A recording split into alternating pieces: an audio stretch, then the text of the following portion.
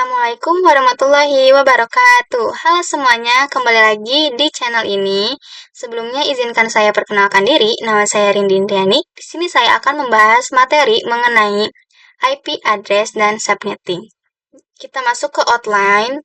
Di sini ada pengenalan IP address dan subnetting, IP public dan IP private, classful dan classless addressing, kasus subnetting, konsep BLIK, subnet, konsep switch, dan router. Selanjutnya kita masuk ke materi pertama, yaitu pengenalan IP address dan subnetting. Ketika suatu perangkat ingin terhubung ke perangkat lainnya, baik itu menggunakan wired ataupun wireless, tentu saja memerlukan identitas nama pada setiap perangkat. Identitas tersebutlah yang dinamakan IP address. Subnetting adalah upaya atau proses untuk memecah sebuah network dengan jumlah host yang cukup banyak menjadi beberapa network dengan jumlah host yang lebih sedikit. Teknik subnetting membuat skala jaringan lebih luas dan tidak dibatas oleh kelas-kelas IP atau IP classes A, B, dan C yang sudah diatur. Selanjutnya, IP address private dan publik. Singkatnya, IP publik merupakan IP yang digunakan di internet dan bisa diakses dari mana saja. Jadi misalkan kalian mengakses facebook.com, youtube.com, dan lain sebagainya, maka secara tidak sadar kalian sedang mengakses IP publik masing-masing yang dimiliki oleh mereka, asalkan device kalian terkoneksi ke internet. Alamat IP private bisa digunakan di dalam jaringan lokal dan tidak dapat diakses langsung dari internet. Ini adalah bagian penting dari konsep yang dikenal sebagai Network Address Translation atau NAT, yang memungkinkan beberapa perangkat dalam jaringan lokal menggunakan satu alamat IP publik tunggal untuk berkomunikasi dengan internet.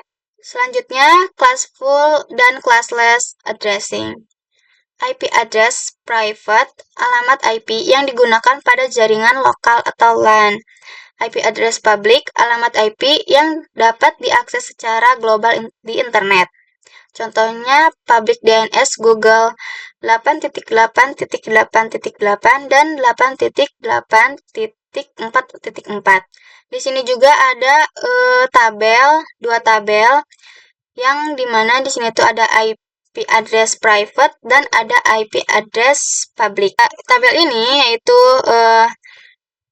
IP address public dan private. Kalau yang ini private. Bedanya, yang ini 0 sampai dengan 127. Kalau yang ini 10.0.0.0 sampai dengan 10.255. Begitu juga yang lain, di sini juga ada yang B 128, 191 sampai 191. Dan selanjutnya kita masuk ke kasus subnetting. Kasus Anda memiliki jaringan dengan alamat 192.168.024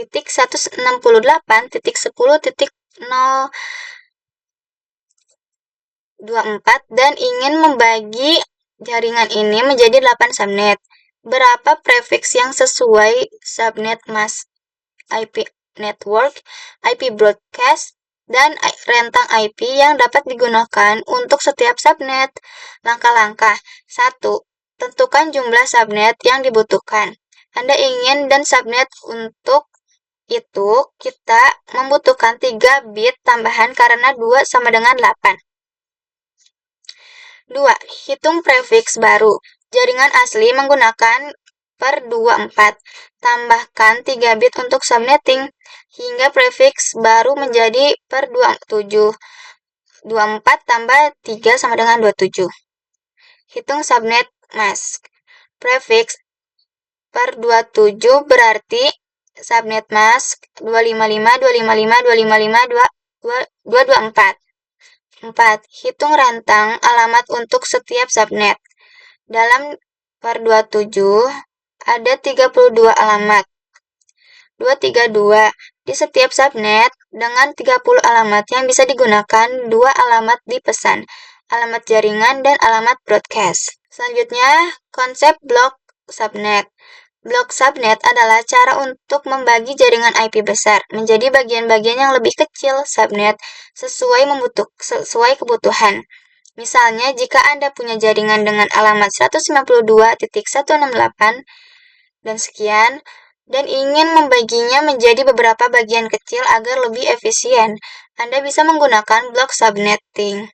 Intinya, blok subnet membantu membagi alamat IP besar menjadi bagian kecil yang pas dengan jumlah host yang dibutuhkan, sehingga penggunaan alamat IP jadi lebih efisien. Di sini juga ada tabelnya. Di sini juga ada network add, host pertama, host terakhir, broadcast add. Masuk ke IPv4 delivery tipe.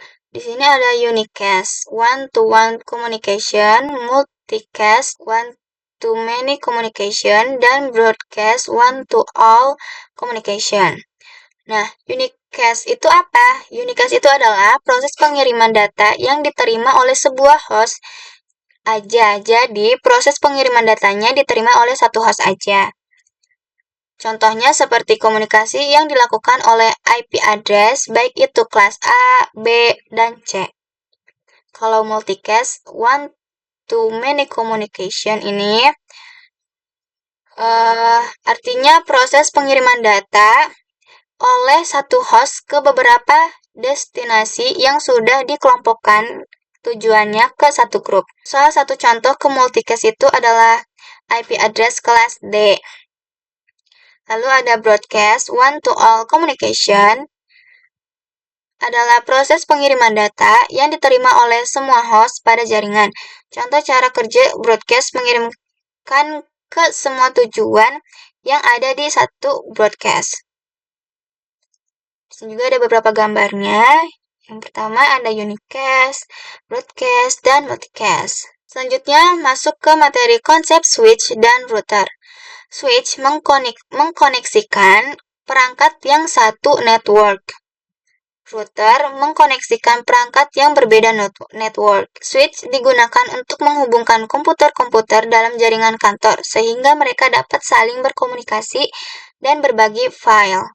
Router digunakan untuk menghubungkan jaringan kantor dengan internet, sehingga pengguna dapat mengakses website, email, dan aplikasi online. Terima kasih, segitu saja dari saya. Maaf bila ada kesalahan kata. Wassalamualaikum warahmatullahi wabarakatuh.